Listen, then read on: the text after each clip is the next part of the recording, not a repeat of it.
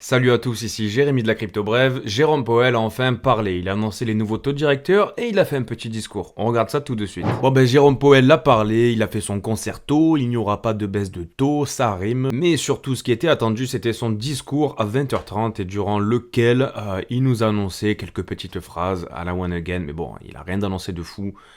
Il était vraiment incassable le mec, les journalistes ils ont essayé de lui tirer les verres du nez mais ça n'a pas marché. Il a dit qu'il y avait une variation inhabituelle des échanges commerciaux qui avait compliqué la mesure du PIB. Et oui, parce que forcément les États-Unis ont importé un maximum quand Donald Trump a parlé des tarifs douaniers. Ensuite il a quand même reconnu que l'inflation elle avait baissé, qu'elle était contrôlable mais qu'à court terme c'était compliqué de prendre une décision avec les tarifs douaniers. Le petit point positif dans tout ce charabia, tout ce cinéma, c'est que Jérôme Powell a annoncé que les taux d'intérêt allait baisser cette année, mais pas maintenant. Ça a l'air d'un homme qui tient ses promesses, ça, non? Dans la foulée, comme si c'était préparé aux petits oignons, on a Donald Trump qui a annoncé qu'il allait enlever les restrictions mondiales sur les exportations de puces. Donc ça, c'est une très bonne nouvelle vis-à-vis des tarifs douaniers, vis-à-vis de la guerre commerciale. Et en fait, on a l'impression que Donald Trump, il est préparé le fait que Jérôme Powell allait encore nous casser les pieds, allait encore avoir un discours qui était plutôt pessimiste sur l'économie américaine. Et il le sait très bien que ces derniers temps, Jérôme Powell n'aide pas du tout les marchés. En parallèle de quoi, un petit peu plus tôt, on a la Chine qui a confirmé son intention d'entamer des négociations commerciales avec les États-Unis. Donc là maintenant, on n'est plus sur du baratin de la part de Donald Trump qui disait qu'il avait appelé le président chinois. Il disait que c'était faux. Enfin, j'en peux plus de ces conneries là, mais bon. Là, ils se sont réellement parlé et ils sont sur le chemin pour trouver un accord commercial. Donc ça va dans le bon sens. Et donc suite à la réintégration de Bitcoin dans ce canal, dans cette espèce d'entonnoir, on peut dire que maintenant, grâce à Trump, tu vois, le Bitcoin s'approche gentiment des 100 000 dollars. Donc c'est un très bon point. Pour l'instant, on n'a pas eu de correction encore direction ce gap CME, tu vois, qu'on a laissé derrière nous. C'était quelque chose qui était envisageable, mais il semblerait que le Bitcoin a décidé d'en faire autrement. Donc il faut suivre le marché est roi, comme on dit. Et donc même si on aurait pu racheter la correction, finalement racheter un petit peu plus bas, on va quand même pas se plaindre d'avoir un Bitcoin qui vaut 100 000 dollars, d'accord? Avec tout ce qu'on a vécu ces derniers mois, c'est super chouette. Du côté des altcoins, ce qui est intéressant de noter, c'est qu'actuellement on est aux alentours des 240 milliards. Et on est vraiment en train de s'approcher autour d'une zone pivot qui sont les 243, 244. Allez, pour la faire vraiment large, tu peux te dire aux alentours des 249. Tu vois, cette zone rouge là que je t'ai marqué. Pourquoi? Parce que dans un premier temps, ça permettrait de faire un W, tu vois, de break cette résistance qu'on tire derrière nous depuis maintenant le 26 avril. Et en plus de quoi, ça validerait définitivement cette structure épaule-tête épaule inversée qui commence à être magnifique. On a vraiment pas mal de momentum pour l'instant. Et en plus, regarde-moi ça, c'est pas magnifique. On a la Bitcoin dominance qui commence à nous lâcher un petit peu la grappe. La Bitcoin dominance, elle commence à perdre un petit peu de force. On a des divergences en daily qui commencent à s'éclairer. Tu vois, typiquement celle-là, là. Tac, hop. Tandis que sur la Bitcoin dominance, ça diminue. Et donc ça, c'est un bon point. Après, jusqu'où est-ce que ça va durer? On était monté au plus haut à 65,39 sur la Bitcoin dominance. Actuellement, on est aux alentours des 65%. Jusqu'où est-ce qu'on va descendre? Écoute, je pense que si le Bitcoin dépasse les 100 000 dollars et qu'il commence à ranger, qu'il commence à temporiser, ça peut être intéressant pour les altcoins parce que ça pourrait leur permettre de regagner un peu d'énergie. D'autant plus qu'on a Ethereum qui a bien performé, mine de rien. Regarde-moi cette petite bougie là, magnifique, tu vois. Oh là là là là, qu'est-ce qu'on aime ça. On est sorti de ce biseau là qu'on avait repéré ensemble, qui nous titillait, tu vois, qui ressemblait drôlement à celui qu'on avait pendant le Covid. Et bon, on a une bougie qui est magnifique et qui semble se diriger vers les 2000 dollars. De toute manière, au moment où je te parle, là, si on clôture au-dessus des 1900 dollars, la prochaine target, elle est simple, elle est claire, c'est les 2100 dollars. Et puis ensuite, voilà, c'est les 2400. De toute manière, au moment où je te parle, voilà, Ethereum, il a toujours des targets qui sont dans un premier temps les 2100 dollars. Et ensuite, tu vois, cette zone aux alentours des 2005. Si Ethereum arrive à break dans un premier temps les 2100 dollars, ce serait vraiment un bon point, quoi. Ce serait vraiment un bon point parce que ça te permettrait de faire cette figure, tu vois, encore une fois, l'épaule tête épaule inversée. C'est très souvent une figure de retournement qu'on constate sur le marché des altcoins et donc ça fait plaisir de voir qu'il y en a un petit peu de partout ces derniers temps. Et donc malgré qu'on soit encore un petit peu dans l'incertitude, on n'a pas encore validé notre figure sur Other, sur les altcoins en général, on a les meilleurs qui ont bien performé, comme BitTensor, comme tu peux le constater, qui a break finalement la borne supérieure là qui était un petit peu une résistance. On est en train de s'attaquer aux 400 dollars. On est en train de s'attaquer aux 400 dollars et je pense que c'est une zone qui est défendue. En plus de quoi, on vient s'appuyer sur la moyenne mobile 200. Donc ce qu'il faut se dire, c'est que si Other décide de breaker, tu vois, cette résistance aux alentours des 245, si on a un petit peu de chance, Bit&Sword, je pense qu'il va profiter de cette opportunité pour aller dans un premier temps direction les 500 $. C'est la target à suivre pour Bit&Sword. Et puis tous les bons tokens, j'ai envie de te dire, ils ont plus ou moins la même gueule. Ils ont toujours cette figure, tu vois, qui est en attente du marché. On est en attente aussi du marché traditionnel, tu vois, avec l'ouverture des stocks qui arrive à 15h30. Ça va être important de regarder comment est-ce que ça se passe. Est-ce que les annonces de Trump vont compenser le pessimisme de Jérôme Powell? Écoute, ça sera intéressant de voir ça. Ce qu'on peut constater tout de même, c'est que sur les futures du S&P 500, on est quand même dans le vert. Tu vois, on est quand même dans le vert. Et en daily, on a fait une performance pour l'instant de 1,2%. Ça va dans le bon sens, donc d'ici la fin de semaine, il peut se passer énormément de choses, les mecs, on va suivre ça ensemble. Concernant les funding rates, on commence à s'échauffer, mais on n'est vraiment pas encore dans la folie, on n'est pas encore dans l'euphorie, je dirais même. On a des exchanges qui sont même en négatif, tu vois, les funding rates sur Gate par exemple, ils sont intéressants, et sur Whitebit aussi. On va commencer à s'échauffer, on va commencer à dire ok, là il commence à y avoir de plus en plus de longueur lorsqu'on va commencer à dépasser les 0.045 par exemple, tu vois, ça peut être intéressant de se décharger un petit peu parce que ça voudrait dire que le Bitcoin, les gens sont en train de se changer le mindset, ils peuvent se dire que ouais, finalement le Bitcoin il peut quand même dépasser l'ancien ATH et là on en reparlera dans tous les cas. On va surveiller de près ce qui se passe autour de la carte thermique des liquidations, finalement tu le sais, cette carte là, elle marche un petit peu à l'aimant, ça veut dire que plus tu vois des zones jaunes là bien éclairées et plus le marché va être attiré pour aller les récupérer, pour aller les chasser. On va vraiment garder ça à l'œil parce qu'on commence à voir que petit à petit ça commence à s'inverser, le sentiment commence à pivoter finalement, les gens sont un petit peu plus longs que short du moins que ces derniers jours. Ensuite concernant les ETF de Bitcoin, ce que tu peux constater c'est que le 6 mai on a eu de l'outflow, on a été à moins 85 mais BlackRock était toujours là pour acheter. Et le 7 mai, BlackRock a acheté et tous les émetteurs d'ETF ont acheté et du coup ça nous fait un inflow de 142 Bitcoin. Et ça c'est un très bon point. Et d'ailleurs, regarde, là sur CoinMarketCap, tu as la charte finalement des ETF de Bitcoin et c'est plutôt intéressant. Pourquoi c'est intéressant? Parce que ça te permet de voir les variations d'achat qu'on peut avoir sur les ETF de Bitcoin. Et tu sais quoi, je vais te faire des petits dessins là, je vais me prendre pour Picasso. Donc tu vois, je te mets la courbe juste ici, on va pouvoir faire quelques petits dessins. Alors, ce que tu peux constater, c'est que si tu tends l'œil un petit peu, tu peux voir un W là. Boum, un W magnifique qu'on a eu. Et donc ça, c'est extrêmement bullish parce que les W que tu as sur le trading, que tu as même sur Trueflation, tant qu'ils ne sont pas brisés, ça annonce une tendance haussière. Actuellement, on est en train de faire un plus bas, d'accord? Mais le plus bas, comme tu peux le constater, il est plus haut que le précédent. Et donc dans les prochains jours, ce qui va être intéressant de regarder, c'est voir les inflows d'ETF, voir si on a une augmentation qui marquerait finalement un bottom plus haut que le précédent, ou alors est-ce qu'on va corriger, est-ce qu'on va avoir de l'outflow sur les ETF, et là, ça serait plutôt mauvais signe, parce que ça voudrait dire qu'on aurait deux bottoms, avec le second qui est plus bas que le précédent. Donc on espère qu'on va avoir de l'inflow, tu vois, qui va nous laisser encore quelques semaines de marge vis-à-vis de Bitcoin. Ça annoncerait que la tendance des ETF est toujours bullish. Ensuite, une charte qui est très intéressante de regarder, qui est un super indicateur, c'est la USDT dominance, parce que ça te montre finalement, lorsque les gens vont vers les stablecoins, et du coup qui se décorrèlent du marché de la crypto, c'est pas ce qui nous intéresse, ok?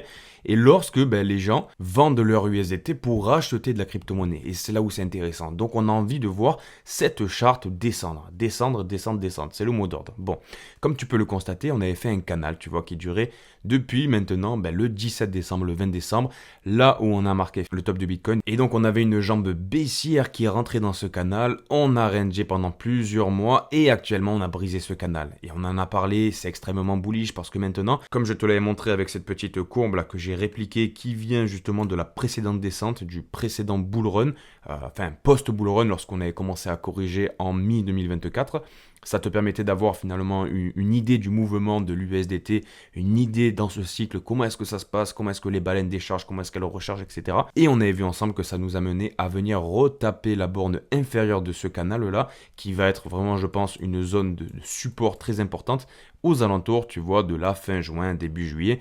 Et c'est pour ça qu'on avait convergé autour du fait que, avec plein d'autres indicateurs, qu'on pouvait avoir une correction qui arriverait bizarrement lorsque les tarifs douaniers de Donald Trump seront applicables. Et on a vu ensemble aussi qu'on était en train de faire en daily un canal haussier. Là aussi, on avait une jambe baissière qui nous a mené dans ce canal et on commençait à ranger, tu vois, tac, et là, boum, on a pété vers le bas. Donc c'est très bon signe là aussi. Ça, c'est très bon signe.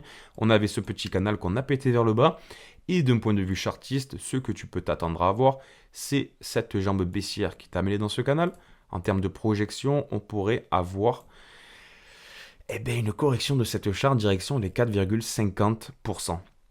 Et donc ça serait bon signe. Ça serait vraiment très bon signe. Ça voudrait dire que, d'un point de vue chartiste, je parle là, on pourrait avoir encore un déchargement de l'USDT et donc finalement un afflux de capitaux qui rentrerait dans le marché des altcoins pendant un certain temps. Dans un premier temps, ce petit canal là, ce qui nous annonce, c'est une target direction les 4,55%. Donc on va suivre ça de près. En plus de quoi, tu vois, juste au-dessus là, on a la moyenne mobile 200, si je dis pas de bêtises. Ouais, c'est la moyenne mobile 200, donc pourquoi pas, tu vois, venir rebondir dessus. Bon, dans tous les cas, on surveillera ça ensemble, mais ça peut être une zone d'intérêt, tu vois. Tout cet endroit-là. Je vais laisser ce marqueur, dans tous les cas, on en reparlera. Il va falloir être très attentif, les amis, parce que peut-être qu'on ne connaîtra plus de vagues haussières après celle qu'on est en train de vivre.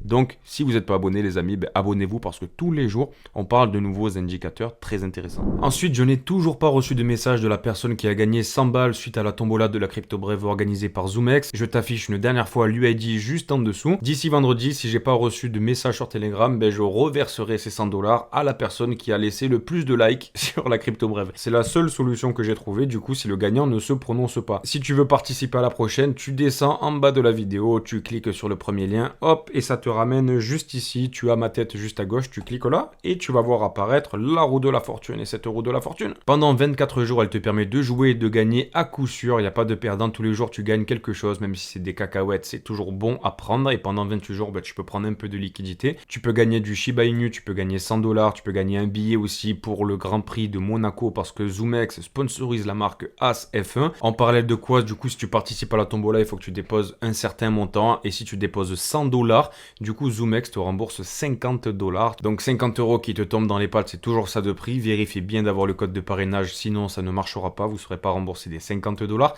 et vous n'aurez pas accès à la roue de la fortune, du moins elle sera beaucoup moins bien. Je te rappelle que ZoomX est un exchange sans KYC. Tu mets pas ta carte d'identité et tu crées ton compte en l'espace de 2 minutes. Top chrono. Tu mets ton adresse mail, un mot de passe et termine à Barbès. Donc c'est un très bon point. Personnellement, c'est l'exchange que j'utilise. Donc si tu veux récupérer tes 50 euros, participer à la tombola et venir tourner la roue de la fortune, c'est en description que ça se passe. Si on fait un petit point sur l'inflation via Trueflation, donc l'inflation en temps réel, ce qu'on peut constater, c'est qu'on est à 1,58. Mais on est en train de faire des W. On est en train de faire un petit W, tu vois, depuis le mois d'avril là, et on a un plus haut. Donc deux choses, les figures qu'on est en train de voir là sous forme de W amènent à penser qu'on pourrait voir une augmentation de l'inflation dans les mois à venir.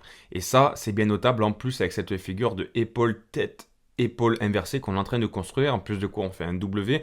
Donc il semblerait que la figure soit en train de se confirmer. Ça, c'est pas très bon signe pour le futur. Mais, je te rappelle qu'actuellement, ça c'est la deuxième chose, on est à 1,58% d'inflation. Et donc, admettons, si on a une hausse au-dessus de 2% sur l'inflation d'ici un mois par exemple, admettons fin juin, on commence à voir l'inflation qui retouche les 2%, on pourra se décaler de 45 jours parce que je te rappelle qu'on a une latence entre les datas en temps réel qu'on a via Trueflation et les datas qui sont annoncées par la Fed. Donc ça voudrait dire qu'on pourrait avoir pendant l'été, tu vois, une augmentation de l'inflation. Même si on a une augmentation au-dessus de 2% en juin, par exemple, ce qu'il faut se dire, c'est que la target de la Fed, c'est 2%, ok, mais on va avoir toujours 45 jours de latence parce que Trueflation est en avance, enfin il est en temps réel si tu veux, et les chiffres qui sont annoncés par la Fed, ils ont 45 jours de retard. Donc ça voudrait dire que si on a une augmentation au-dessus de 2% en juin, on pourrait avoir des chiffres qui seraient un peu plus pessimistes vis-à-vis des annonces de Jérôme Powell et ça pourrait arriver courant de l'été 2025. Donc pour l'instant, voilà, ça va pas impacter selon moi la dynamique qu'on est en train de créer sur le marché, sur le Bitcoin, sur la crypto-monnaie. Là, on regarde des datas qui sont un petit peu en avance, donc on n'y est pas encore. Ensuite, une super nouvelle qui est tombée, c'est concernant la Chine. La Chine a annoncé des mesures radicales pour assouplir sa politique afin de soutenir son économie frappée par la guerre commerciale qui a été engendrée par Donald Trump. Bon, donc ça c'est un bon point. C'est un bon point, pourquoi ? Parce que dans un premier temps, la plus grande institution économique qui fait la pluie et le beau temps en Chine, la Banque centrale, a décidé de réduire de 50 points le base de ratio de réserve obligatoire. Donc finalement, ça va toucher à la dette, libérant ainsi 1000 milliards de yuan. Autrement dit, 138 milliards 500 millions de dollars qui vont être imprimés à partir du vide. Brrr. C'est de l'impression d'argent magique. Ça, c'est un très bon point. Secondo, elle a aussi parlé d'un outil de prêt de 500 milliards de yuan, autrement dit de 60 milliards de dollars pour la consommation et les soins aux personnes âgées. Bon, c'est pipeau tout ça. Hein. Ce qu'il faut se dire, c'est que c'est de l'argent qui est magique, qui est créé à partir du vide. Cet argent, il va pas aller dans la poche de mamie. Hein. Il va aller dans la poche de sociétés qui vont réinvestir, qui vont employer de nouvelles personnes. Enfin bref, ça va faire tourner l'économie, quoi, grosso modo. Et le clou du spectacle, c'est que la Chine a annoncé qu'elle allait baisser ses taux. Ils vont passer de 1,5% à 1,4%. Donc ça va dans le bon sens, on a un assouplissement de la politique monétaire. Après les Européens, les Canadiens, le monde entier, c'est maintenant autour de la Chine, en espérant que ce soit le cas dans les mois qui viennent pour les États-Unis. Ensuite, j'aimerais te faire un petit point sur le MVRV Z-Score. Tu sais, c'est un indicateur qui est beaucoup regardé sur le Bitcoin. Je te l'ai souvent partagé, on en a souvent parlé. Grosso modo, cet indicateur, il est plutôt fidèle vis-à-vis des tops de marché, vis-à-vis du moment où ça commence à s'échauffer, qu'on est en euphorie, on est en ébullition sur le Bitcoin. Et dans l'histoire, à chaque fois que le Z-Score, donc la courbe rouge, la petite ligne rouge que tu peux voir là, rentre dans ce canal rouge, donc au-dessus des 7 points sur cet indicateur, ça annonce que ça y est, c'est la fin des haricots, finito pipo, il faut rentrer à la maison. Donc pour l'instant, on n'y est pas encore, que ce soit pour le bull run de début 2024, celui de fin 2024, début 2025. Jusqu'à présent, on n'a pas eu cet indicateur qui dépassait les 3,25. Donc tu vois, on n'a pas encore eu une ébullition où tout le monde veut acheter du Bitcoin. Bref. Cependant, ce que j'ai remarqué qui est plutôt intéressant, ce que tu peux constater, c'est que sur la partie basse de ton écran, on a deux courbes. On a la courbe verte qui correspond au MVRV et on a la courbe rouge qui correspond au Z-Score. Très bien. Et ce qui a été le cas pour tous les autres cycles et qui a été validé aussi pour ce cycle-là avec les différents bull runs qu'on a eu en 2024 et en 2025, c'est que lorsqu'on commence à s'échauffer, lorsqu'on s'approche d'un top, lorsqu'on commence à monter, on a la courbe rouge, autrement dit le Z-Score, qui passe au-dessus du MVRV.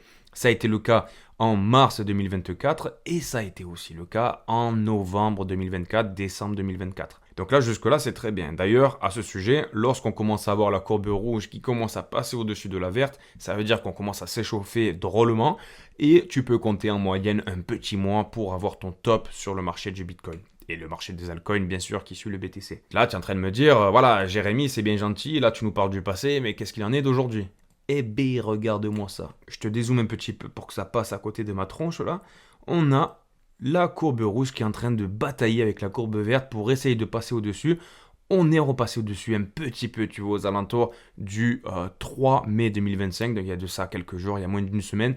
On est passé au-dessus et directement, on a été ravalé lorsqu'on a corrigé en dessous des 95 000 $. La courbe rouge, autrement dit le Z-Score, a sorti un petit peu la tête de l'eau, mais directement, il est revenu en bataille avec le MVRV. Et actuellement, on a toujours les deux qui sont en bataille, mais si tu es vraiment tatillon, ce que tu peux constater, c'est qu'on a la courbe rouge qui est vraiment un poil de au-dessus de la courbe verte. C'est un bon point, ça va dans le bon sens, du moins cet indicateur, il nous montre que on commence à avoir un petit peu plus d'intérêt, on est beaucoup moins excité que fin 2024, début 2025, mais ce qu'il faut se dire, c'est que ça va dans le bon sens. Et puis ensuite, je voulais te faire un petit point, tu vois, sur une petite réflexion que j'ai eue.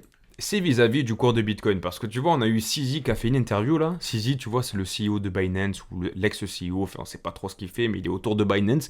Il est très apprécié en plus du monde de la crypto-monnaie, même moi je l'apprécie bien, tu vois. Mais grosso modo, l'intervieweur, tu vois, il lui disait, voilà, quelle cible tu donnes à Bitcoin pour ce cycle? À combien tu vois aller Bitcoin? Quel est son ATH selon toi?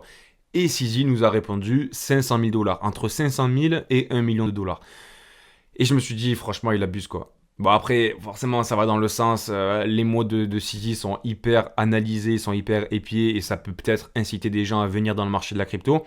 Mais ça m'étonnerait de voir un Bitcoin à 500 000 $ ou même à 1 million de dollars, tu vois, pour 2025, début 2026. Et je me suis dit, pourquoi pas avec la crypto brève là, faire un petit pas en arrière et aller voir en 2021 ce qui se disait. Du coup, sur Google, ce que j'ai fait, c'est que j'ai tapé cible de marché Bitcoin lorsqu'on était dans le creux. Donc lorsqu'on était exactement dans cette phase, tu vois, lorsqu'on était en correction finalement, ce qu'on est en train de vivre, on a corrigé de 30%, voire même un petit peu plus, où les gens voilà, commençaient à revoir un peu de vert sur les courbes, qu'est-ce qui se disait? Donc ça m'a remémoré des souvenirs, mais bon, tu as un petit aperçu là de ce qui se passait en 2021. Le Bitcoin et l'Ether pourraient respectivement dépasser 253 000 $ et 22 000 $ en cas de bull run similaire à 2017. Tiens donc, rien que ça, je te rappelle qu'on est monté à 67 000. Donc bon, Et tu vois, les personnes qui annonçaient ça, c'était pas n'importe qui, c'était des grayscale, c'était des grands analystes, tu vois, qui te faisaient des calculs.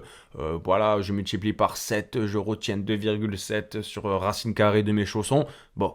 La réalité, c'est qu'on s'est arrêté à 67 000. Petit comeback en arrière, on est en juin 2021. Le créateur du modèle Stock to Flow prédit un Bitcoin à 135 000 dollars en 2021. Et allez, 135 000 dollars, on s'est arrêté à 67 les mecs.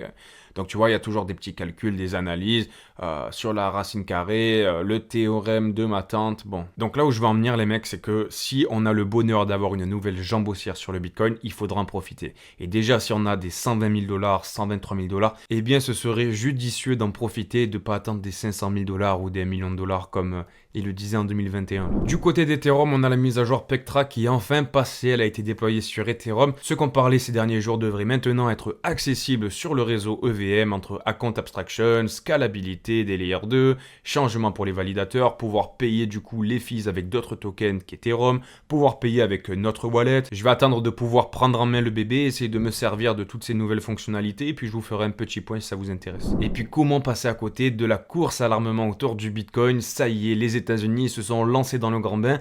Ils ont marqué au fer rouge. Le gouverneur du New Hampshire a signé une loi autorisant l'État à investir dans le Bitcoin et la crypto-monnaie. Donc, ils vont pouvoir se constituer une réserve stratégique. Les premiers Bitcoins qu'ils vont acheter, ça va être quand même quelque chose de fondamental, quoi. Donc, pour l'instant, c'est à chaud, mais c'est acté. Donc, maintenant, l'État du New Hampshire pour acheter du Bitcoin, on suivra ça. Qu'est-ce qu'ils vont faire? Si tu veux te tenir au courant, je t'invite à t'abonner à la Crypto Brève. Nous arrêtons là pour aujourd'hui. Un petit like, un commentaire. Tu sais que c'est comme ça que tu peux me donner la force. On se retrouve demain à 5h du matin. Donc, prends soin de toi. Bisous. Ciao, ciao.